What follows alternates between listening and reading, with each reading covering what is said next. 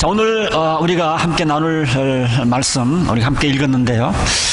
빌립보 교인들을 향한 사실 사도 바울의 기도문이다 이렇게 보시면 됩니다. 그래서 이 구절을 보면 빌립보에 있는 교인들이 어떻게 신앙생활 했으면 좋겠다, 어떠한 교인이 되었으면 좋겠다라고 하는 그런 내용들입니다. 그래서 오늘 좀 몇 가지 한번 읽은 말씀을 가지고 빌립보 교인들에게 사도 바울이 이런 교인이 되었으면 좋겠다 이렇게 설교 말씀을 하셨는데, 오늘 한번 그렇게 저희 교회도 사도 바울이 얘기한 것처럼 저희 교회 교인들도 좀 빌립보 교인들처럼 이러한 자세로 신앙생활하면 좋지 않을까, 그런 생각을 해봅니다. 첫 번째 본론으로 바로 들어가서 첫 번째 보면 사도 바울은 빌립보 교인들이 지식과 통찰력을 갖고 사랑하는 사람이 되기를 원했습니다. 9절 처음 나오죠. 나는 여러분의 사랑이 지식과 모든 통찰력으로 더욱 풍성하게 되어서라는 그런 말씀이 있습니다. 자, 우리가 하나님의 자녀라고 하면 우리가 서로 사랑하면서 살아야 된다는 것은 우리가 잘 알고 있습니다. 그런데 많은 경우에 이 사랑의 내용이 무엇인지를 잘 모를 때가 있어요. 그냥 상대방이 원하는 것, 상대방이 원하는 대로 다 해주면 그게 사랑이라고 생각을 하는데, 그것은 성경에서 말하는 참 사랑이 아닙니다. 우리 주변에도 보면 우리 어린아이들을 키울 때에 애들을 기를 죽게 하지 않으려고 그냥 애들이 해달라는 대로 다 해주는 부모가 계세요. 한 번은 이게 한국에 문제가 돼가지고 그 방송사에서 그냥 식당에서 아이들이 그냥 아주 자기 멋대로 해요. 가고 싶은데 다 가고 그냥 도대체 요즘 젊은 부모들이 아이들을 훈육을 안 한다는 거예요. 디스플린을 안 한다는 거예요. 가르치지를 않는다는 거예요. 길을 꺾지 않으려고 애들이 하고 싶은 대로 다 놔둔다는 겁니다. 그런데 여러분들, 이게 여러분들 아이들을 사랑하는 게 아니다라는 거 우리가 이제 어른이 되어서 우리가 알지 않습니까? 부모들이 하고 싶은 거 다 하게 했고 갖고 싶은 거 다 주었기 때문에 나중에 이 아들이 커가지고 사회 가가지고 조금만 불편이 있으면 참지 못합니다. 조금만 불편이 있으면 분노합니다. 기다릴 줄 몰라요. 인내할 줄 몰라요. 질서를 모릅니다. 이게 우리가 자녀들을 사랑으로 잘 키운 겁니까? 그러지 않죠. 사랑이라고 하는 것은 상대방이 갖고 싶은 거 다 주고 하고 싶은 거 다 하도록 내버려 주는 게 사랑이 아닙니다. 자식 망치는 거예요. 오늘 그런 관점에서 사도 바울이 빌립보 교인들에게 얘기를 합니다. 지식과 통찰력을 갖고 사랑해라. 그냥 맹목적으로 사랑하는 것이 아니라 지식과 통찰력을 가지고, 여기 지식이라고 하는 것은 일반 지식이 아닙니다. 여기 지식이라고 하는 것은 하나님에 관한 지식. 그 다음에 여기 통찰력이라고 하는 것은 일반적인 통찰력이 아니라 뭐예요? 하나님의 뜻이 무엇인지를 분별할 수 있는 그런 통찰력, 그런 인사이트. 우리 참된 사랑이라고 하는 것은 하나님을 아는 지식에 기초해서 어떤 것이 하나님의 뜻인가를 발견하고 하나님의 뜻 안에서 사랑하는 것을 말합니다. 요즘 예훈이가 예배를 얼마나 적극적으로 드리는지, 찬양할 때도 열심히고 괜찮아요. 괜찮습니다, 우리 성은이. 하나님은 우리를 사랑하기 때문에 우리를 향하신 하나님의 뜻은 항상 우리에게 최선입니다. 그렇기 때문에 우리가 이런 하나님의 뜻에서 벗어나면 궁극적으로 우리에게 손해를 가져다 주고 결국은 우리를 다치고 또 우리 주위 사람들을 다치게 되는 거예요. 그래서 우리가 정말 누구를 사랑하면 하고 싶은 대로 놔두는 게 사랑이 아니에요. 갖고 싶은 대로 다 갖게 하는 게 사랑이 아닙니다. 자녀들을 키우면서 하나님을 알도록 가르치고, 자녀들을 키우면서 하나님의 뜻이 무엇인지를 분별하도록 가르쳐서 지식과 통찰력이 있는 자녀들을 키워야 한다는 겁니다. 우리가 주일학교를 보면 가끔 그래요. 주일학교에서 가끔 선생님들이 야단을 칠 수가 있죠. 야단을 치면 우리 아이들을 정말 잘 이렇게 훈련시켜줘서 고맙다 이러고 그러는 것이 아니라 오히려 우리 아이를 차별 대우하느니, 선생님이 사랑이 없다느니, 어떤 사람은 자기 애를 혼내켰기 때문에 다른 교회 가야 되겠다는 둥. 저는 참 제일 못난 사람들이 무슨 일 있으면 다른 교회 가겠다고 하는 사람들이 영적으로 정말 미숙한 사람들이에요. 우리가 참된 사랑은 하나님을 아는 지식과 통찰력이 기초했기 때문에 하나님의 뜻에 어긋난다고 생각할 때는 우리가 안 된다 이럴 수도 있고, 또 하나님의 뜻대로 자라기 위해서는 징계도 하고 체벌도 하는 것이 참된 사랑이에요. 참된. 사도 바울이 고린도전서 13장 6절에 그런 얘기를 했습니다. 사랑은 불의를 기뻐하지 아니하고 진리와 함께 기뻐합니다. 불의하는 것을 알면서 그걸 놔둔다? 사랑이 아니에요. 사랑은 불의를 기뻐하지 아니하고 진리와 함께 기뻐합니다.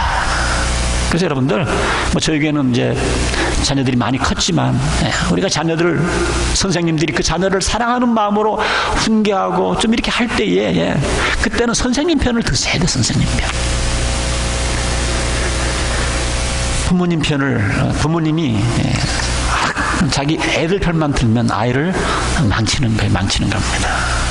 우리의 참된 주님께서 원하시는 우리가 사랑하는 사람을 정말 궁극적으로 행복하게 만드는 사랑이라는 것은 지식과 통찰력이 동반되어야 돼요. 무조건 주는 게 사랑이 아닙니다. 무조건 받아주는 게 사랑이 아니에요.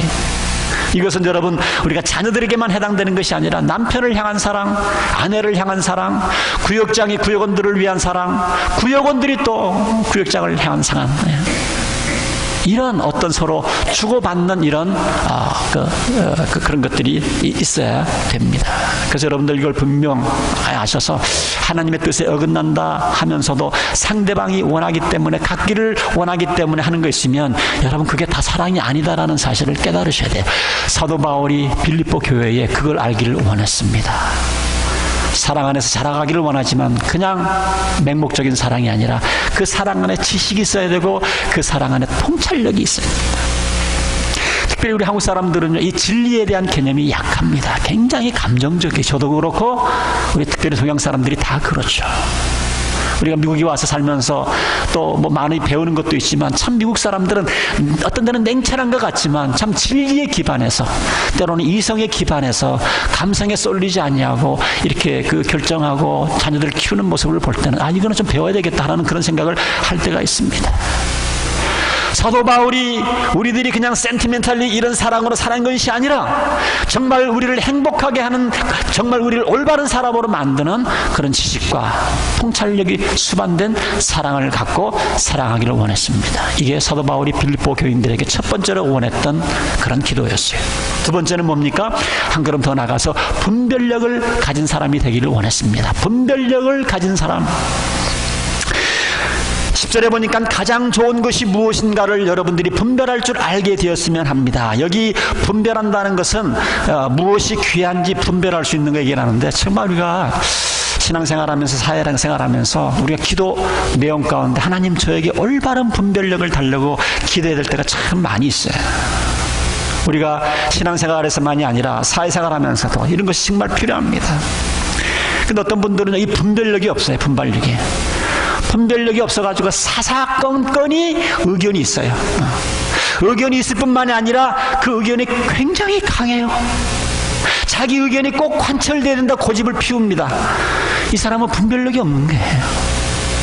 뭐가 중요한지 뭐가 덜 중요한지 이런 분별력이 없는 사람이에요. 그러니까 똑똑하긴 한데 이런 사람들은 뭐가 잘 안 돼요. 참 안타까워요. 하는 일마다 뭐가 안 돼요. 여러분들이 뭐가 부족한 거예요? 분별력이 부족한 거예요. 분별력이. 참 어떤 데는 얘기해주고 싶은데 안타까울 때가 있어요. 똑똑하고 하는 것도 많은데 잘 풀리지 않아요. 왜 그러느냐? 분별력이 없기 때문에 그런 거예요. 무엇이 중요하고 무엇이 중요하지 않은 것, 이런 분별력이 없어가지고 자기도 고생하고 자기 가족들도 고생하고, 이게 분별력입니다. 우리가 신앙생활뿐만이 아니라 사회생활에서도 성공하려고 그러면 이 분별력, 우리 자녀들을 키울 때 이 분별력이 있는 자녀들로 키우셔야 돼. 안 그러면 정말 생고생합니다. 우리가 사는 이 세상에 호락호락하지 않잖아요. 어떻게 자기 의견만, 자기 고집만 내어놓고 살아갑니까? 그럴 수가 없는 것이죠. 무엇이 중요한지 중요하지 않은지. 저는 저희 교회가 참 건강하다고 저는 제 자신이 진단을 합니다. 물론 부족한 분들도 많이 있지만 그래도 나름대로 작은 교회에서 사역도 하고 주님께 쓰임받는 중요한 이유는 뭐냐면, 우리 교회 리더들을 비롯해가지고 우리 교인들이 알아요. 무엇이 중요하고 무엇이 덜 중요한지를 압니다. 이제는 아는 것 같아요. 옛날에는 그러지 못했는데 이제는 뭐가 중요한지 뭐가 덜 중요한지. 그래서 중요한 것에 애를 쓰고 중요한 것에 우리가 에너지를 쏟고 중요한 것에 우리가 교회 헌금이 사용되어지고 이런 것들이 있는 거예요. 우리 집사님들 뭐 회의할 때라든지 가끔 잘 보세요. 크냐는 소리가 죽고 사는 문제 아니면 넘어가자. 그런 얘기들을 많이 하십니다. 이 말이 무슨 말입니까? 죽고 사는 것이 달린 문제가 아닌데 그거 가지고 시간 낭비하고 얼굴 붉히고 그러지 말자라는 거 아니에요. 그러니까 집사님들 모일 때도 화기애애합니다. 보통 많은 교회에 지도자들 모이면 다 그렇게 화기애애한 것이 아니에요. 거기에도 편이 있고 갈라지고 중요하지 않은 것 같고 에너지를 쏟고 그러지 않는 것. 그래서 저희 교회가 그래도 신앙생활이 나름대로 참 평탄하고 이렇게 갈등이 없는 이유가 우리 모든 성도님들이 이걸 아는 것 같아요. 이런 분별력이 있는 것 같아요. 과연 여러분들 우리가 분별력이 또 발휘되어야 될 때가 언제냐면 여러분들 중요한 것과 급한 것을 잘 구별할 줄 아셔야 됩니다. 중요한 것하고 급한 것. 특별히 우리 한국 사람들 너무 급해요. 바쁘게 자기 자신을 들볶습니다. 무엇을 위해서 왜 바쁘게 사는지조차 모르고 그냥 쉬면 죄 짓는 것처럼 생각을 해요. 그래서 자기 자신을 들볶습니다. 얼마나 바쁘게 살아가는지 몰라요. 여러분 바쁘게 사는 게 다 좋은 게 아닙니다. 가끔 가다가 멈춰서서 내가 지금 살아가는 이 길이 내가 사는 이 방법이 하나님 앞에 지금 올바르게 살아가고 있는지를 늘 가끔씩 여러분들 점검을 하셔야 돼요. 바쁜 게 장땡이 아니에요. 아무리 바쁘게 살았지만 하나님께서 인정하지 않는 그런 바쁨이라고 한다면 여러분들 그냥 시간, 세월 낭비하는 겁니다. 여러분 인생에서 가장 중요한 게 뭡니까? 우리가 신앙생활에서 가장 중요한 게 뭡니까? 성경은 가르치고 있어요. 관계다. 하나님과의 나와의 관계고 나와의 이웃과의 관계다. 이렇게 얘기를 하고 있습니다. 그런데 우리들은 당장 급한 일 이거 처리하느라고 당장 급하게 처리하느라고 가장 중요한 하나님의 관계를 소홀히 하고 가장 중요하게 여기는 내 이웃과의 관계를 소홀히 하면서 그냥 바쁘게 살아가는 겁니다. 나중에 후회할 날이 있을 거예요. 우리가 정말 중요한 것이 무엇인지를 발견하기를 원하면 여러분들이 정말 하루에 제가 늘 여러분들에게 부탁드리지만 적어도 20분 30분 정도는 여러분들이 무릎 꿇고 기도하는 시간을 갖지 아니하면 그냥 내 멋대로 살아가는 거예요.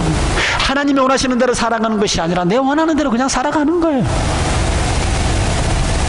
우리가 정말 중요한 것이 무엇인지를 발견해야 됩니다. 발견하셔야 돼요. 정말 내 분주한 그 마음을 가라앉히고 무엇이 중요한 걸 생각하기 위해서 적어도 제 경험을 해보니까 적어도 한 진득하게 한 20분 30분 이상 앉아 있어야 이게 뭔가 하나님의 음성이 들리고 내 삶을 이렇게 바라볼 수 있는 그런 지혜가 생기는데요. 그냥 3, 4분, 5, 6분 이렇게 기도해가지고는요 하나님의 뜻을 발견할 수가 없어요. 아마 여러분들도 비슷한 경험을 하셨겠지만 어떤 때는 내가 기도하려고 그러면 기도하려고 이상하게 눈만 감으면 전화를 걸어야 될 때가 생각날 때가 있어. 이상하게 기도하려고 눈만 딱 감으면 또 그로소리 가서 뭘 사야 되는데 뭐 이게 생각날 때가 있어요. 그런 거 시간을 넘기려면 한 5분 10분이 걸립니다. 그리고 진득이 앉아서 기도 가운데 하나님께서 내 삶을 통해서 이루시기를 원하시는 게 뭔지를 발견하시고 중요한 것을 부여잡고 중요한 것을 위해서 삶을 살아가지 않으면 여러분 은퇴 후에 하나님 앞에 섰을 때 반드시 여러분들 후회할 날이 있을 겁니다. 우리가 바쁜 삶을 사는 사람들 정말 우리가 너무너무 바쁘기 때문에 무엇이 중요한지를 다 잊고 살아요. 다 잊고 살아요. 삶에 초점이 없어요. 왜 이렇게 바쁘세요? 물어보면 내 주위 사람들도 다 바쁘게 살잖아요. 그러면서 그냥 바쁘게 살아요.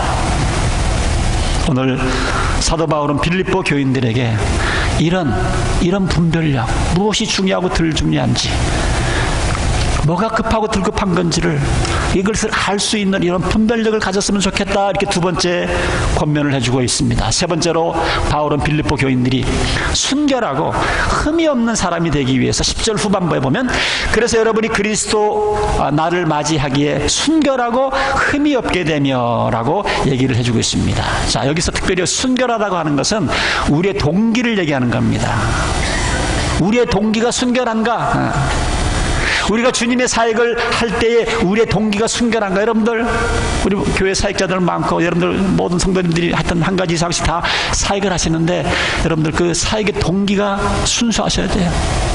목사한테 보이려고, 교회 집사님들한테 보이려고 이런 섬김은요, 여러분들 오래가지 못하고요, 금방 탈진이 옵니다. 혹시 여러분들 신앙생활 하시면서 교회 사역을 하면서 왜 이렇게 사역에 열매도 없고 피곤하고 왜 그런가? 동기를 체크를 해보세요. 동기. 내가 왜 무슨 일로 이렇게 하는 이런 사역을 하는 그 동기가 무엇인가?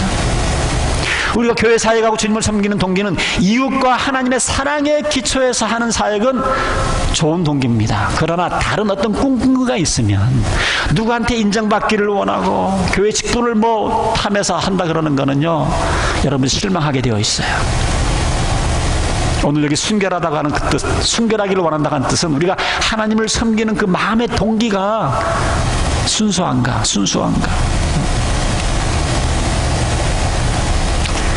하나님 앞에 순수함 잃어버리는 것, 큰일 날 일입니다. 근데 요즘 한국 교회에, 또 많은 교회에 이런 잘못된 동기로 하나님을 섬기고, 잘못된 동기로 하나님 앞에 헌금하고, 잘못된 동기로 사역할 때가 많습니다. 그래서 우리가 기도하셔야 된다는 이유가 거기 있어요. 기도 가운데 하나님, search me, O God. 내 마음을 살펴주옵소서.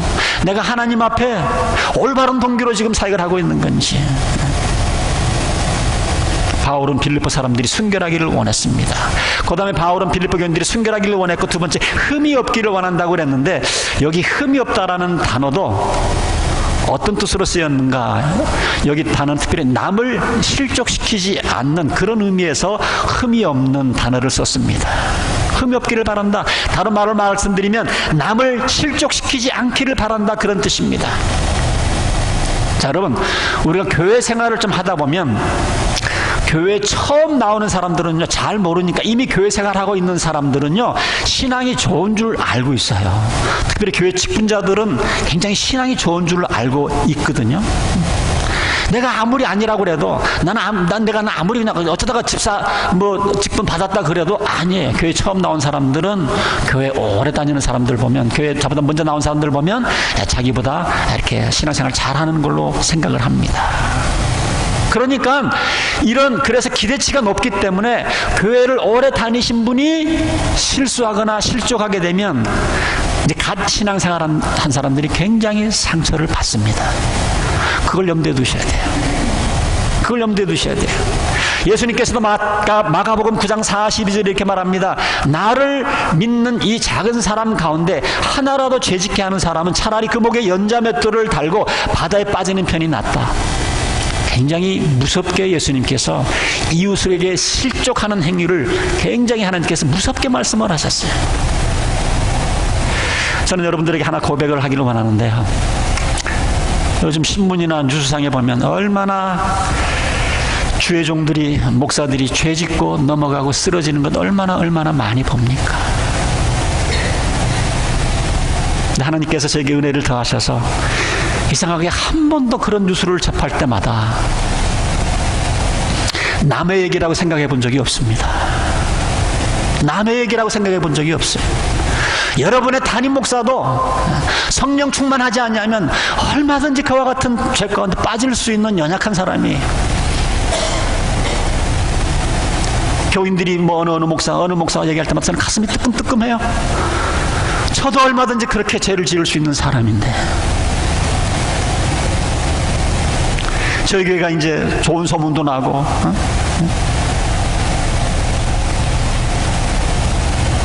그러는데 혹시 저 때문에 제가 죄를 짓게 되면 얼마나 많은 이 커뮤니티에서 실족하는 사람이 많이 있을까? 늘 염두에 두면서 목회를 하고 있습니다. 하나님, 저를 끝까지 지켜주시고 지금까지 잘 지켜주셨는데, 저로 인해서 목회 거의 말년에 넘어져서 주위 사람들을 실족시키지 않게 해달라고 기도할 때마다 빠지지 않고 기도해요. 빠지지 않고 기도합니다. 우리 믿는 사람들은요, 이제 좀 성숙해지면 우리의 신앙 초점이 자꾸 이제 나에서부터 또 우리 가족에서부터 자꾸 이제 이웃으로 여러분들이 펼쳐져야 합니다. 여러분들 지금 신앙생활한 지 꽤 오래됐는데도 아직도 나밖에 모르고, 아직도 우리 가족밖에 모르고, 아직도 우리 교회밖에 모르면 참 하나님이 책망하실 거예요. 우리가 신앙생활을 하면 할수록 우리의 시선은 점점 이웃에게 가야 돼요. 처음 믿는 분들에게 가야 합니다. 안 믿는 사람들에게 가야 해요. 내가 어떻게 해서든지 이 사람들에게 거침대에 대해서는 안 되겠다. 한 걸음 더 나가서 어떻게 하든지 이 사람들을 도와주고 이 사람들의 본이 돼야 되겠다. 그런 마음이 있으셔야 돼요. 신앙생활 한 지 그렇게 오래됐으면서도 I don't care. 그러시면 안 됩니다. 우리가 믿음이 적을 때는 그냥 살아도 되지만 우리가 어느 정도 믿음이 성숙한 다음에는 그 다음에는 정말 이제 처음 예수 믿는 사람 또 예수 안 믿는 사람들을 늘 우리가 염두에 두면서 신앙생활 하셔야 됩니다. 요즘 우리가 전도할 때 가장 조심해야 될 부분이 이 부분이에요. 지금 많은 교회 성장학자들이 말하기를 지금 교회 전도를 누가 맡고 있는가? 크리스찬들이 맡고 있다. 크리스찬들이 맡고 있다. 교회가 맡고 있다. 교회 지도자들이 맡고 있다. 이렇게 얘기를 합니다. 다른 어느 때보다도 지금 우리가 살고 있는 이 세대는 정말 우리가 내 행동이 안 믿는 사람들에게 어떻게 보일까? 내 언어가 안 믿는 사람들에게 어떻게 보일까? 내 태도가 안 믿는 사람들에게 어떻게 보일까? 이건 이제 좀 생각하면서 살아야 돼. 생각하면서.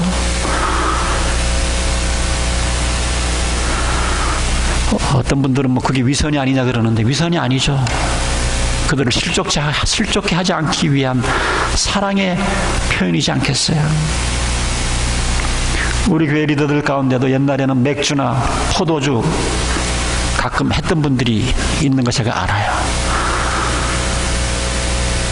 죄라서가 아니라 이것이 예수 처음 믿는 사람들에게 거침돌이 될 것을 알기 때문에 교회의 직분자가 된 이후에 맥주나 포도주를 끊는 사람들 볼 때 저분 성숙했구나. 자기는 아무렇지도 않다고 생각할 수 있겠지만 그러나 내가 이렇게 홀짝홀짝 맥주 한 잔, 포도주 한 잔 마시는 것으로 인해서 예수 믿어보려는 사람들에게 이제 신앙생활하는 사람들에게 거침돌이 된다면 내가 조심하고 끊어야지. 그런 분들이 있습니다. 사도 바울은 빌립보 교인들이 순결하고 흠이 없는 사람들이 되기를 위해서 기도했습니다. 네 번째로 바울은 빌립보 교인들이 하나님께 영광 돌리는 삶을 살기를 원했습니다. 11절에 보면 예수 그리스도께서 주시는 의의 열매가 가득하여 여러분이 하나님께 영광과 찬송을 돌리게 되기를 기도한다. 여기 그냥 하나님께 영광을 돌려야 한다 이렇게 얘기를 하면서 정확하게 어떻게 하나님께 영광을 돌리느냐 기록을 해주고 있어요.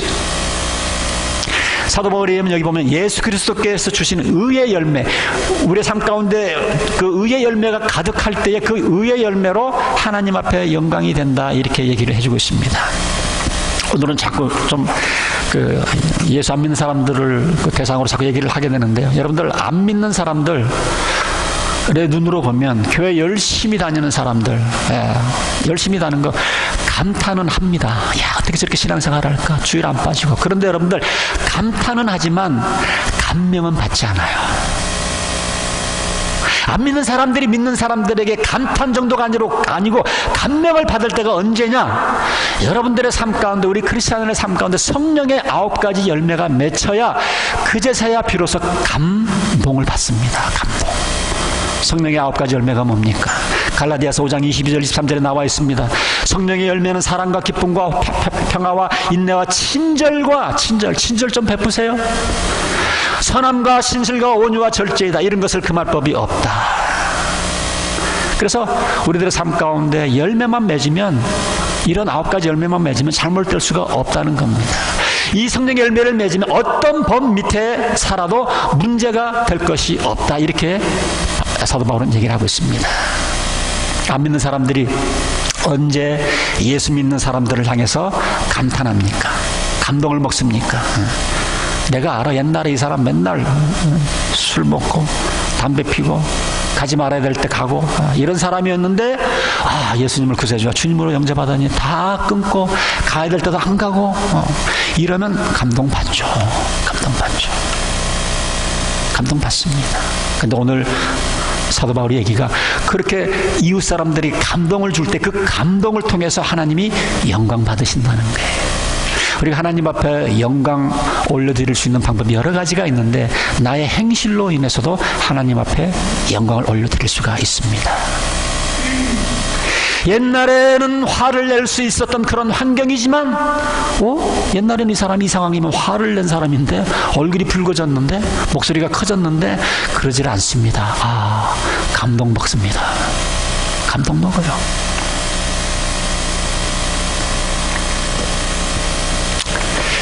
성령께서 우리를 사로잡으셔서 우리의 삶 가운데 이 9가지의 이 성령의 열매가 맺을 때에 교회 안 다니는 사람들이 이제 갓 신앙생활한 사람들이 감동을 먹습니다. 여러분들 갈라디아서 5장 22절 23절 이 말씀을 꼭 외우시고 이 말씀이 우리들의 삶 가운데 열매로 나타날 수 있도록 여러분들이 목표를 좀 세우셨으면 좋겠어요.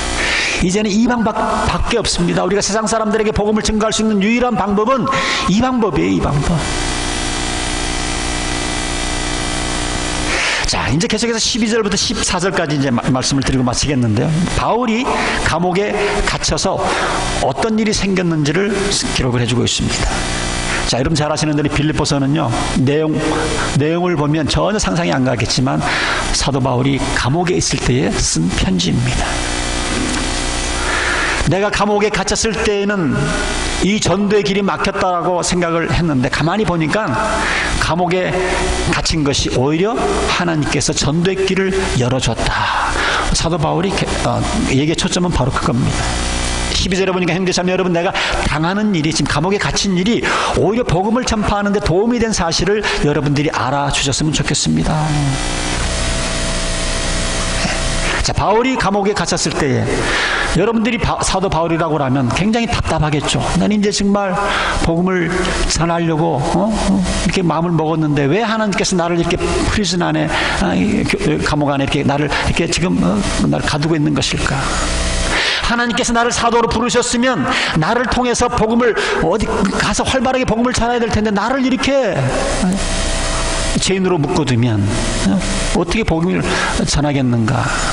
그런데 사도 바울은 그렇게 잘쯤은 생각을 했지만 즉시 어떤 그런 그 답을 발견을 했습니다. 가만 보니까 내가 감옥에 갇힌 것이 오히려 전도의 길이 막힌 것이 아니고 더 열린 것을 깨닫게 됩니다. 오히려 바울이 옥에 갇혔기 때문에 복음이 그 로마의 가장 높은 그 황제의 그 궁 안으로 들어가는 그 황제의 그 지켰던 아주 그 고급 장교들에게 복음이 증거되는 그런 지름길을 하나님께서 열어놓으신 거예요. 아무리 사도 바울이 로마 시민권을 가졌지만 죄수였기 때문에 군인들이 지켜야 했습니다. 그 당시 교도소에는 죄수를 잃으면 간수도 사형을 처하기 때문에 도망가지 못하도록 양쪽에 이렇게 묶어둡니다. 양쪽에 군인 2명이 양쪽에 수갑을 같이 차고, 그 당시 그 문화로 보면 한 8시간씩 세 팀이 바꿔서 이렇게 지켰을 겁니다. 그러니까 8시간씩 꼼짝없이 사도 바울과 같이 있으면 사도 바울의 설교를 듣고 말씀 공부를 같이 하면서 이 옆에 있는 사람들이 변화된 겁니다. 이 사람들은 보통 군인이 아니었습니다. 요즘 한국으로 치면 그 청와대 정도 지킬 수 있는 그런 높은 위치에 있는 고급 장교들이었습니다. 그래서 기독교 역사를 보면 초대 군인들 가운데 크리스찬들이 참 많았다고 하는 기록들이 많이 있습니다. 군인들도 보면 고급 그 장교들. 기독교를 전파하는데 큰 역할을 했던 것이 군인들이었다. 자, 이것이 이렇게 됐던 것은 바울이 큰 영향을 미친 것이죠. 자기는 오히려 갇혀서 복음을 전하는 데에 방해가 될 거라고 생각을 했지만 오히려 그 감옥에 갇힌 것이 더 빨리 복음을 전파하는 그런 하나님의 도구로 사용된 것을 봅니다. 14절에도 보면 주님 안에 있는 형제 가운데 많은 사람이 내가 갇혀 있음으로 말미암아 더 확신을 얻어 말씀으로 겁없이 더욱 담대하게 전하게 되었습니다. 이 말은 무슨 말입니까? 자기들의 영적인 지도자 사도 바울이 감옥에 갇혔으니까 사도 바울이 전도하지 못하는 그 분량까지도 우리가 해야 되지 않겠는가, 지금 그 얘기입니다. 더욱더 빌립보 교인들이 담대하게 복음을 전하게 되었다.